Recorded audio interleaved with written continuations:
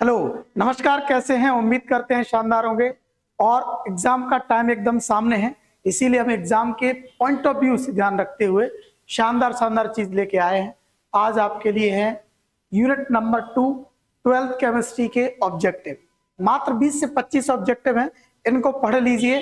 इसके अलावा आपको नहीं पढ़ने पड़ेंगे, इस बात की गारंटी है। क्यों? क्योंकि इनको मैंने इस तरीके से डिजाइन किया है कि आपको याद भी अच्छे से होंगे और याद रहेंगे भी अच्छे से। शुरू करते हैं बिना किसी देरी के।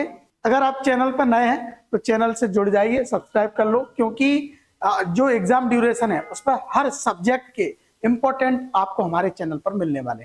ठीक है, तो शुरू करते हैं 12th केमिस्ट्री यूनिट नंबर 2 के इंपॉर्टेंट ऑब्जेक्टिव। यूनिट का नाम है इलेक्ट्रोकेमिस्ट्री और इलेक्ट्रोकेमिस्ट्री में सबसे पहले पूछे जाते हैं ऑब्जेक्टिव के रूप में फॉर्मूले। क्या पूछे जाते हैं? फॉर्मूले।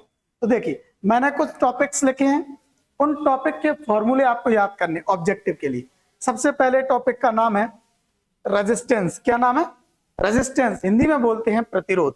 इसका फॉर्मूला होता है R equal to rho L upon A. R equal to rho L upon ए।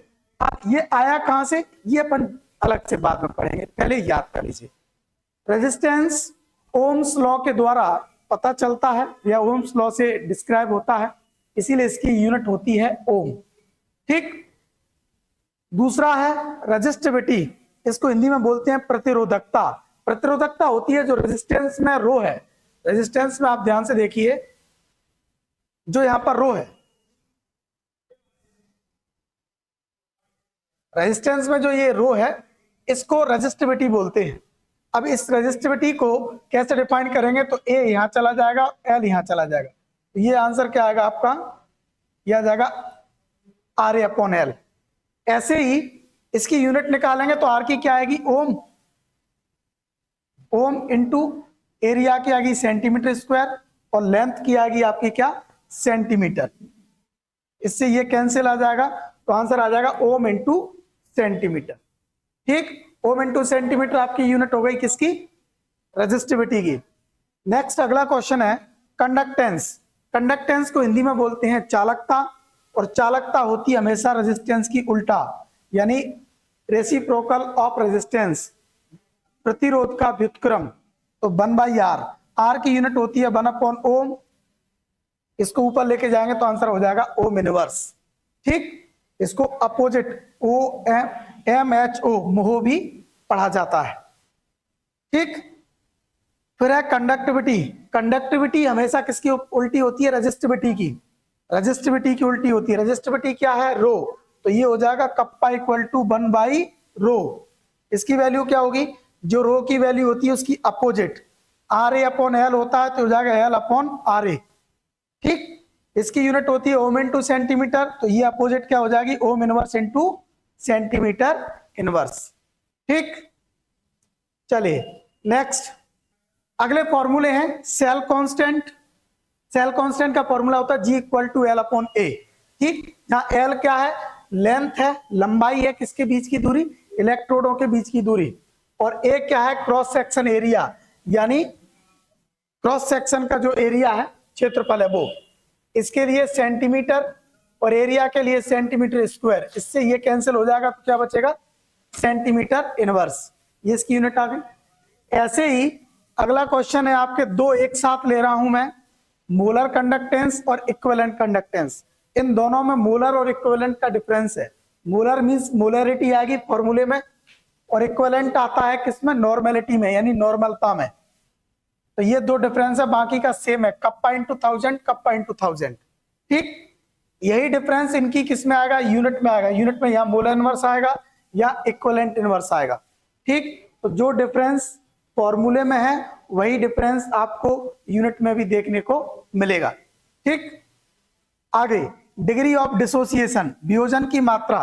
वियोजन की मात्रा यानी आप किसी चीज को किसी सॉल्यूशन में डिसॉल्व करते हैं तो कितना टूटती है, इसको निकालने के लिए उसकी जो मोलर कंडक्टेंस दी है उसे ऊपर रखिए गिवन, और लिमिटिंग यानी 0 कंसंट्रेशन पर आप उसको निकालिए नीचे। दोनों का डिवाइड कर दीजिए, उसे अल्फा से रिप्रेजेंट करते हैं। ठीक, तो ये एक फॉर्मूला आपको याद रखना है, इसमें यूनिट की जरूरत नहीं पड़ती। अगला है कोलरॉस लॉ। कोलरॉस लॉ का फॉर्मूला आपको सीधे सीधे याद करना है। जब आप किसी सॉल्यूशन में कोई इक्विवेलेंट यानी कह सकते हैं इलेक्ट्रोलाइट विद्युत अपघट जब घोलते हैं तो वो टूटता है और उसके पॉजिटिव और नेगेटिव की मोलर कंडक्टेंस अलग अलग निकलती है। तो देखिए ये पॉजिटिव की मोलर कंडक्टेंस है और ये नेगेटिव की है, इन दोनों को जोड़ दोगे तो उसकी टोटल कंडक्टेंस आ जाएगी। इसी तरीके से ये डिफाइन किया जाता है किसके द्वारा, कोलरॉस लॉ। ये आपका फॉर्मूला हो गया एक, ठीक है। अगला पॉइंट है आपका एग्जाम्पल ऑफ, यानी दो तरीके के क्वेश्चन आते हैं, मैंने कहा पहले, या तो फॉर्मूले पूछे जाएंगे या यूनिट पूछी जाएंगी।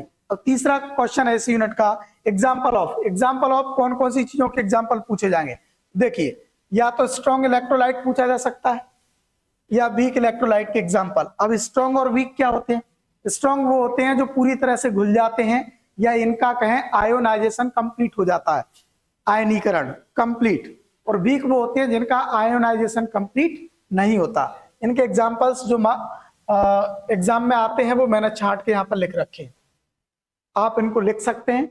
HCl, NaCl, NaOH, H2SO4, HNO3 ये आएंगे आपके स्ट्रॉन्ग में। वीक में HF, NH3, CH3, COOH, NH4OH और H2CO3, ठीक। फिर आता है प्राइमरी और सेकेंडरी सेल। सेल दो टाइप के होते हैं। प्राइमरी सेल वो होता है जो एक बार आप मार्केट से लेके आए, यूज किया, डिस्चार्ज हो गया, दोबारा चार्ज नहीं कर सकते। सेकेंडरी वो होता है जिसे यूज किया, डिस्चार्ज हो गया, आप उसे फिर वापस से रिचार्ज कर सकते हैं। इनके एग्जांपल पूछ सकते हैं, ड्राई सेल प्राइमरी का है, निकल कैडमियम सेल आपका सेकेंडरी का है, ठीक। एक एग्जांपल पूछा जा सकता है कोरोजन का। कोरोजन मतलब होता है संक्षारण यानी जंग लगना, किसी भी चीज का, किसी मेटल का धीरे धीरे खत्म होना। तो लोहा धीरे धीरे खत्म होता है और उसे कहते हैं लोहे में जंग लगना, रस्ट। और इसका फॉर्मूला होता है Fe2O3.XH2O, ठीक। आखिरी में कुछ फॉर्मूले हैं जो उधर रह गए थे, एक दो इंपॉर्टेंट और कुछ फिक्स्ड वैल्यू है। एक फॉर्मूला है नर्नस्ट इक्वेशन का। इस इक्वेशन पर न्यूमेरिकल भी आते हैं, इसका डेरिवेशन भी आता है और ये ऑब्जेक्टिव में पूछा जा सकता है। सीधा सीधा याद करना है, E = E0 cell minus RT/NF log base. यहाँ 10 होगा तो यहाँ 2.303 का इंटू होगा, और लॉग नेचुरल लॉग होगा तो नहीं होगा। M concentration upon concentration of Mn positive, ठीक है। इसके बाद नीचे दो फॉर्मूले हैं फेराडेज लॉ। फेराडेज के दो लॉ होते हैं, फर्स्ट लॉ और सेकंड लॉ। फर्स्ट लॉ का फॉर्मूला होता है W = ZIT, सेकंड लॉ का फॉर्मूला होता है W1/E1 W2/E2, ठीक। इसके बाद कुछ वैल्यू हैं जो सीधे सीधे फिक्स होती हैं, जो नहीं बदलती, ऑब्जेक्टिव में आ सकती हैं। वैल्यू क्या है, एक फेराडे की वैल्यू कितनी होती है, तो आंसर आता है 96,500 कूलम, ठीक। ये फिक्स वैल्यू है।